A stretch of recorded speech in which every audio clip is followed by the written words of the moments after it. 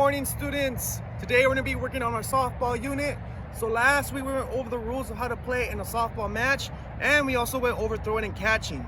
Today specifically we're going to be going over again just throwing and catching, but in stations. All right, so before we get into our stations, we first want to get warmed up. So I'm going to have everyone please be arm distance apart in a straight line, and let's begin our warm-up. Ready, begin.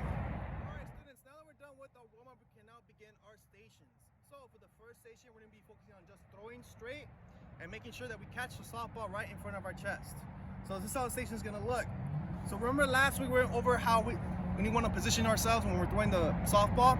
Again, we want to make sure that we create that T-shaped form, okay? And we want to make sure that our feet are shoulder width apart and our toes are facing not towards our partner but away, okay?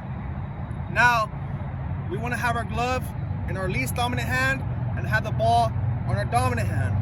Now, can someone tell me if we have to have the ball on the palm of our hand or on our fingertips? Thank you, Steve. Exactly.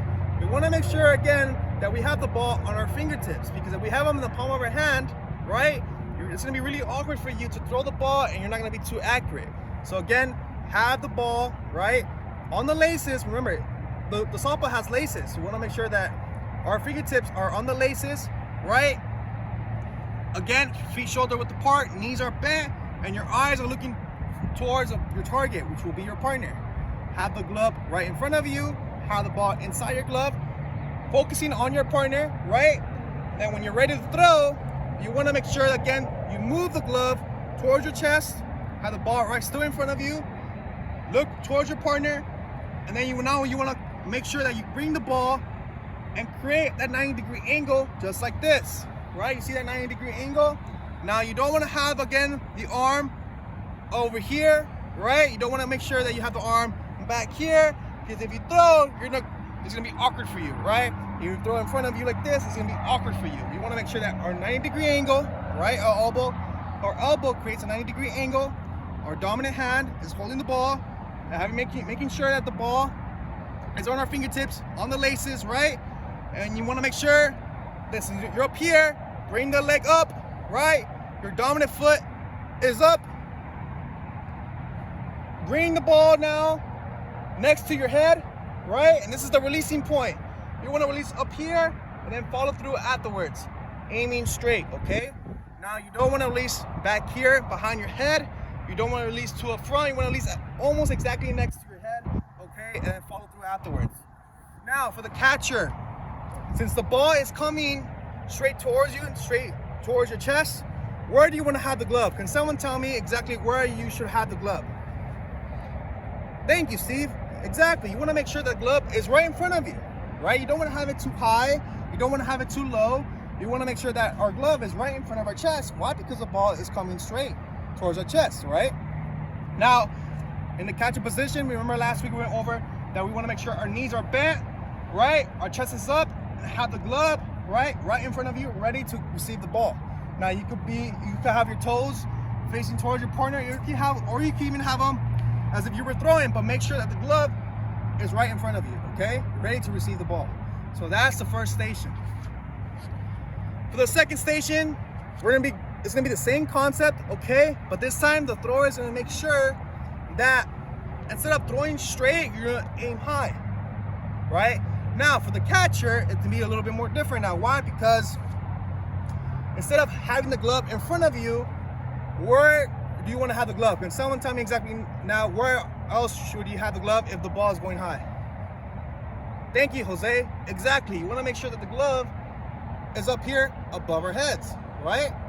If we have our glove like this, right, what could be our problem? Can someone tell me exactly why we shouldn't have our glove like this? Thank you, Steve. Exactly. If we had the glove like this, it was going to be hard for us to know exactly where our glove is when our eyes are looking straight towards the ball, right? And that could be a problem. So instead of having our glove down here, let's have it up here. So that way we have our eyes not just on the glove, but also on the ball, right? So if the ball comes up, I know exactly where the ball's at, and I also know where my glove is at, right? And I'm ready to catch the ball. I come right here, and I'm ready to throw the ball towards my partner.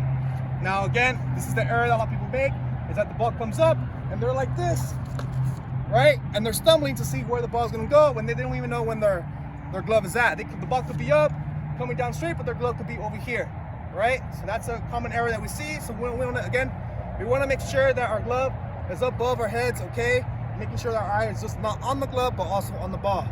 That's gonna be the second station. We're done with our stations, I'll blow the whistle, and then we'll come together and we'll discuss how the stations went, all right? Other than that, you have any questions, you may begin. Also, one more thing, before I let you go off, there are task cards at each station. So if you're stuck on what the station's about, just look at the task cards and tell you exactly what needs to be done and what needs to be accomplished, okay? Now, if you're having trouble holding a softball, okay, there's other balls that you can use. So for example, we have a tennis ball, which is much smaller, but the concept is gonna be the same, right? You can still hold it on your fingertips, right? And you can still use it as if you were using a softball. I also have a softball just like this, but this is more squishy, right? It's not too hard. So for those of you, who are having trouble with this, just make sure you use one of these balls, okay? It's gonna be the same concept, right? But the goal is gonna be the same. Other than that, you may begin the stations. Ready, begin. Now we're done with our stations. Please bring it in, please bring it in. Please form half circle in front of me and take a seat. All right, I saw a lot of improvement from everyone. Everyone did an amazing job. We made a lot of improvements when we were throwing a softball and when we also catch our softball. So I'm gonna ask a question for an extra credit point. If the ball is coming high, where should we have our glove? On the bottom, in front of our chest, or above our heads? Can someone tell me where we should have our glove? Thank you, Steve. Exactly. Our glove should be above our heads. Okay, you got the idea, right? We want to make sure again that when we're playing softball and we're ready to throw and catch, we're in the right position, right? We want to make sure that our glove is in the right position. We want to make sure our feet are shoulder width apart, right? And we're ready to go. Next week, we're gonna go over pitching, which is a whole different type of technique. But as time goes on, we'll master it and we'll be ready to play in games, okay?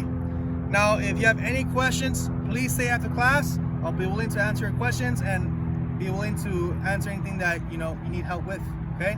Now, for homework, I want you to research different types of techniques of how you can improve your pitching, okay? Since we're going into pitching next week, I want everybody to research how to pitch a softball, and in the next class meeting, we'll go over of exactly what you researched, so that way everybody knows the knowledge of how to pitch a softball. All right, other than that, class is dismissed. Thank you, have a great day.